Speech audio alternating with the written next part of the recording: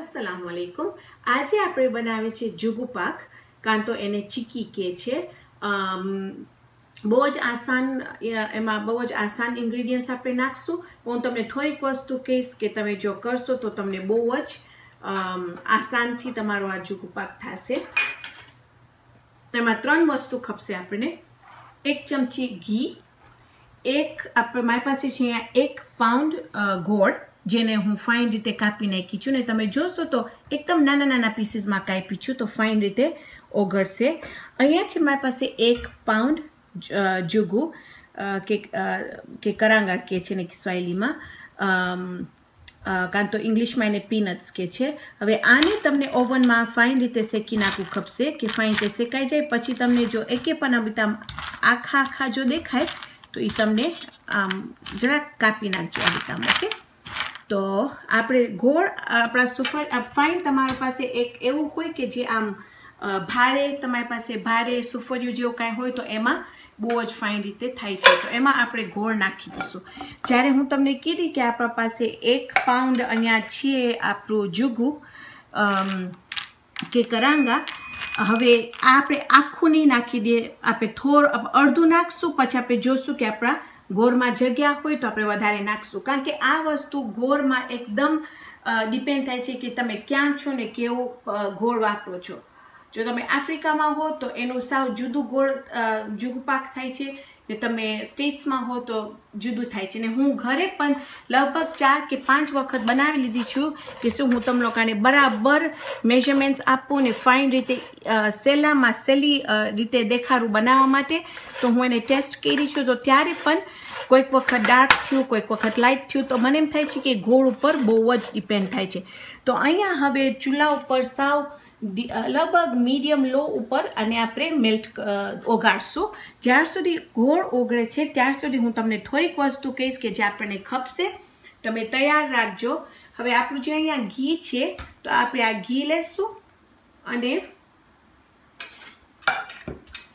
આપણા વેલણ ઉપર ચોપડી લેશું। આપણે જોશું, કદાચ વેલણની જરૂર પડે, કદાચ ના જરૂર પડે। અહીંયા છે મારી પાસે પિઝા કટર, જે મને એમ લાગ્યું કે એનાથી મને બહુ જ તકલીફ ના પડી કાપવા માટે, ને મને બહુ જોર ના વાપરું ખેપું, કારણ કે આ વસ્તુ એવી તામ છે કે બહુ જલ્દીથી કઠણ થઈ જાય છે। પછી મારી પાસે આ બીજું પણ ચાકુ છે, અહીંયા પેસ્ટ્રીનું છે, હું આ પણ તૈયાર રાખું છું, કદાચ જરૂર પડે, કદાચ ના પડે, કોઈક વખત જરૂર પડે છે, કોઈક વખત નથી પડતી, ઓકે। હવે આ બીજું ઘી આપણે લેશું અને આપણે જ્યાં તમે જોશો કે જ્યાં આપણે તમે જેના ઉપર તમે નાખતા હો આ જુગુ પાક, તો તમે ફાઇન રીતે તમને એના ઉપર ઘી ચોપડું ખપશે। જો તમારી પાસે મારા જેવું ગ્રેનાઇટ કે માર્બલ કે એવું ના હોય તો વાંધો નથી, તમે એક સિનિયા વાપરી શકો છો, કાં તો બેકિંગ ટ્રે કૂક, જેમાં તમે બિસ્કિટ કે કૂકી બનાવો એની પછવાડે કે એની અંદર તમે ઘી ચોપડીને તમે એ વાપરી શકો છો। બીજું એક વસ્તુ કે જે બહુ ઇમ્પોર્ટન્ટ છે, એ તમને ખપશે કે જે આ ચમચો જે આપણે ગોળમાં નાખશું, એ કે આ જે ચમચો છે એ 600 ડિગ્રી ઉપર પહોંચે છે, અને તમે જો એકે પણ રેગ્યુલર સ્પેચ્યુલા કે કાંઈ પણ બીજું વાપરશો તો એ ઓગળી જશે આની અંદર। જો તમારી પાસે મૂકો હોય, કાં તો તમને બતાડું, તમારી પાસે આવું કાંઈ હોય તો તમે આ પણ વાપરી શકો છો, પણ આમાં મને એમ જ એટલું જ થાય છે કે આમાં થોડુંક અસરાફ થાય છે, જ્યારે એવી તમે ફાઇન રીતે નીકળતું નથી। તો આ બનાવવા માટે જો તમને મળી શકે તો બેટર છે કે તમે એક ફાઇન એવું લેજો, સ્પેચ્યુલા જેવું કે ફાઇન રીતે થઈ શકે, અને આ જો આમ ફાઇન છે કે તમે આમ દબાવી શકો, તો તમે એમ જોજો કે જો તમને ફાઇન બેટર છે કે તમે એ વાપરો। આની અંદર આપણે આપણું 1 ચમચી ઘી નાખી દઈશું એની અંદર, ને આ ઘી નાખીએ છીએ અંદર શેના માટે કે આપણું ગોળ બહુ કઠણ ના થઈ જાય, અને પાથરવા માટે પણ જરાક આપણને આસાન પડે જ્યારે આપણે એની અંદર જુગુ નાખી દઈશું પછી, ઓકે। ને આ એવી વસ્તુ છે કે તમે મૂકજો નહીં, તમે એને ફરાવતા જાજો આવી રીતના જ, કે પક્કા સાવ ઓગળી જાય. જો તમે એને મૂકીને બીજું કામ કરવાનું શરૂ કરી નાખશો તો કદાચ તમારું ગોળ બળી જશે, કારણ કે આ વસ્તુ બહુ જલ્દી બળી જઈ શકે છે, ખાંડ જેવી તામ જ. તો તમે જોશો લગભગ 3 થી 4 મિનિટ લાગશે તમને સાવ ઓગળી જવા માટે તમારું ગોળ કે ગુડ, કે એને કે છે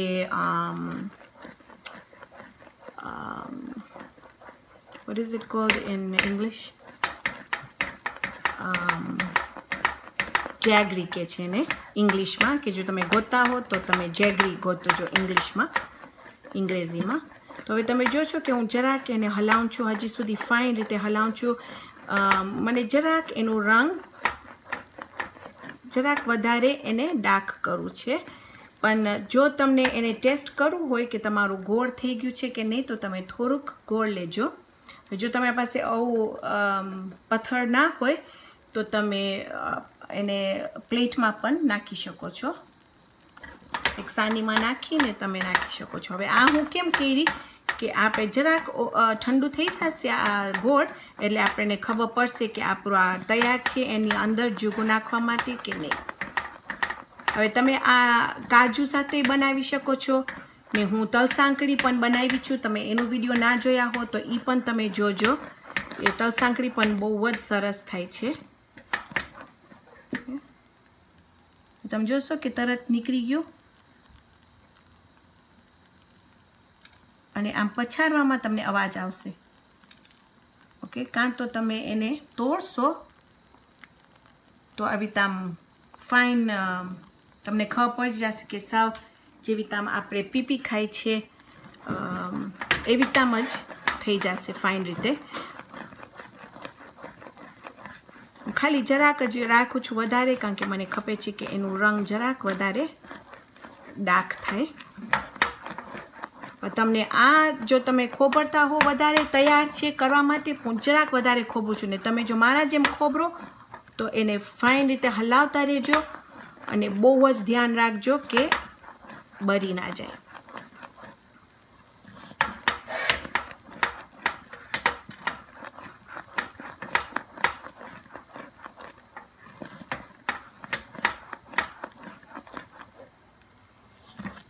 ઘણા માણસો ખાંડનો બનાવે છે. ઇન્શાલ્લાહ હું જેને ગોળ ના વાપરો હોય ને ખાંડ વાપરો હોય તો ખાંડનું પણ હું બનાવીશ, ને હું રાખીશ વિડીયો ખાસ તમારા માટે.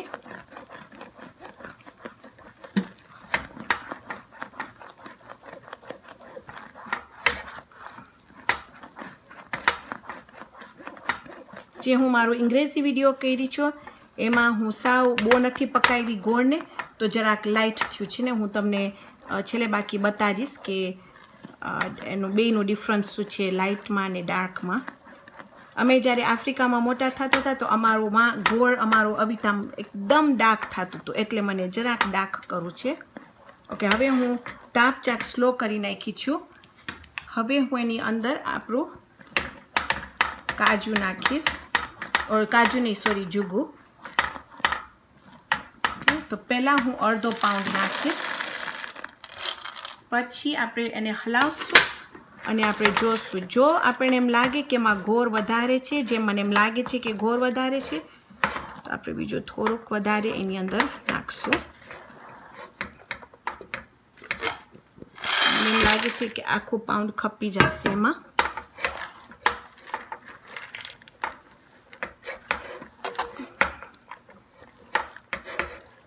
આ ફાઇન ચૂલો જે બરે છે આસ્તા ટાંડા ઉપર, તો એ બહુ જ સારું કે આપણું તરત જ કઠણ નહીં થઈ જાય, પણ આસ્તે આસ્તે એને ફાઇન રીતે તમે આવી રીતના મિક્સ કરજો કે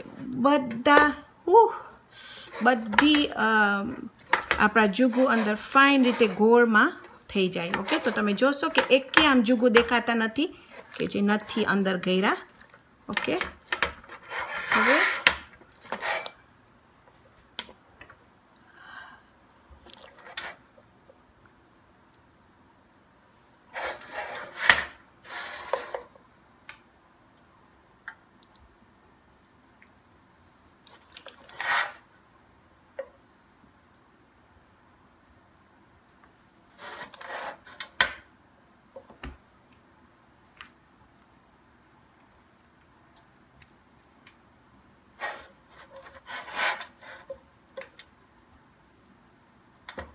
ને જે હું તમને કીધી કે જો આવી આમ જરાય અસરાફ નથી, કારણ કે આ ચમચામાંથી બધું ફાઇન રીતે નીકળી જાય છે.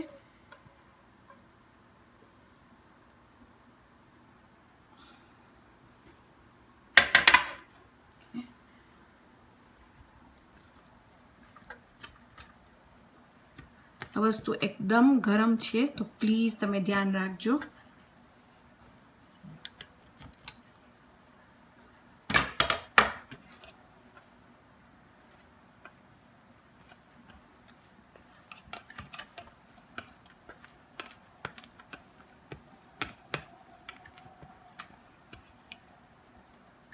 પહેલાં મને એને સાવ આમ ફ્લેટ કરી નાખવું છે.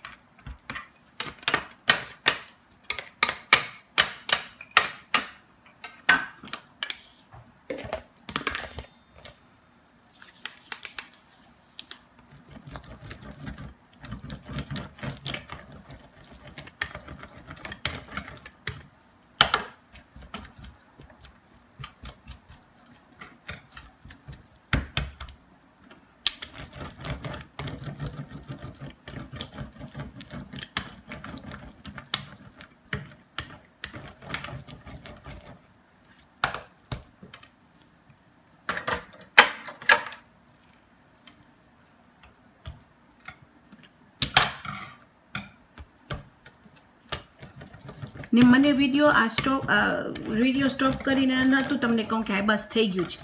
મને ખબર છે કે તમે ખાસ કરીને જો કે હું કેવી રીતે આમ કરું છું, તો શું તમે જો ઘરે કરો તો તમને ખબર પડે કે હું એક્ઝેક્ટલી કેવી રીતે આમ કરી છું. ને જો તમે કોઈ દિવસ ના બનાવ્યા હો તો મને ખબર છે કે તમને ખબર પડે કે હું કેવી રીતે આમ કરું છું. મને અહીંયા જરાક વચમાં છે ને મને જાડું લાગે છે,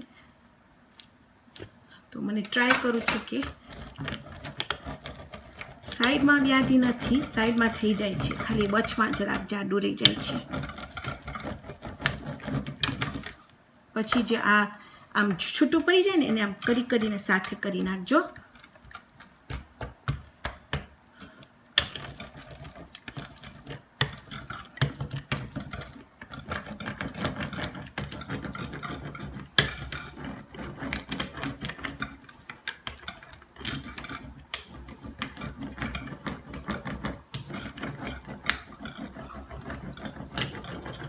હવે મને એમ થાય છે કે ફાઇન રીતે આવી ગયું છે સખીતા. તમે જોશો તો આ ઓલરેડી ઠંડુ થઈ ગયું છે. ઓકે, હવે આપણે આપણું પિઝા કટર લેશું, એનાથી કાપશું. ને જ્યાર સુધી જરાક ગરમ છે ત્યાર સુધી તમને કાપવું ખપશે. જો તમે ખોબરશો તો કઠણ થઈ જશે ને તમે એને કાપી નહીં શકો.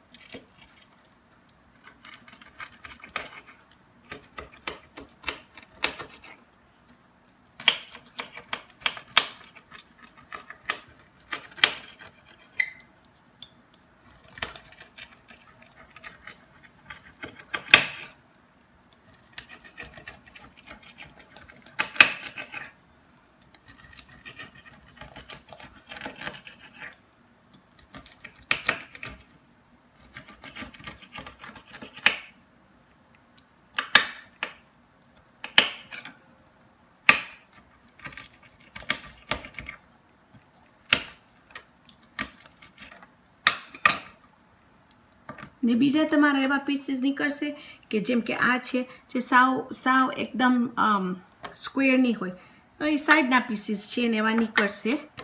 ઓકે, હવે હજી ગરમ છે, એકદમ ગરમ છે, પણ હું તમને બતાવીશ કે હું કેવી રીતે એને પ્લેટમાં નાખીશ. ને અહીંયા છે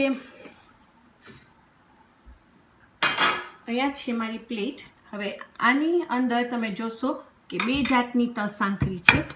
એક છે ખાલી ધોરા તલથી ને અહીંયા હું બનાવી છું કાળા ને ધોરા તલથી.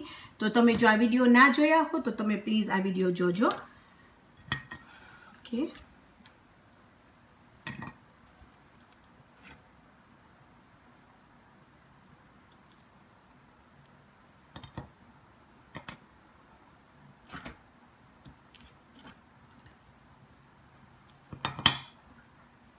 પણ મને આવી રીતે આમ ડાર્ક ખપતું હતું ને હું તમને બતાવું કે ઓલું બીજું કેવું છે. Sakina, pass me the light once of the peanut બ્રિડલ.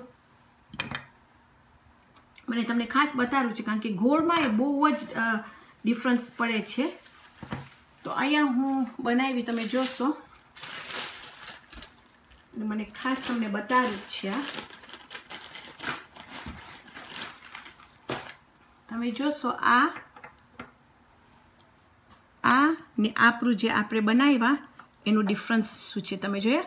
તો જો આપણે ગોળ વધારે જરાક તમે પકાવશો તો આવી રીતે આમ ફાઇન એનું રંગ થશે. હવે બસ આ એના ઉપર આપણે નાખી ને એક વખત હું આ ચાખી લીધી છું, મને વધારે નથી ખાવા અને એકદમ સરસ થાય છે. તો આજે આપણે બનાવ્યા ચીક્કી કાં તો જુગુ પાક. ઇન્શાલ્લાહ આવતી વખતે આપણે બીજી જબરદસ્ત રેસિપી બનાવશું. તો ત્યાર સુધી ખુદા હાફિઝ.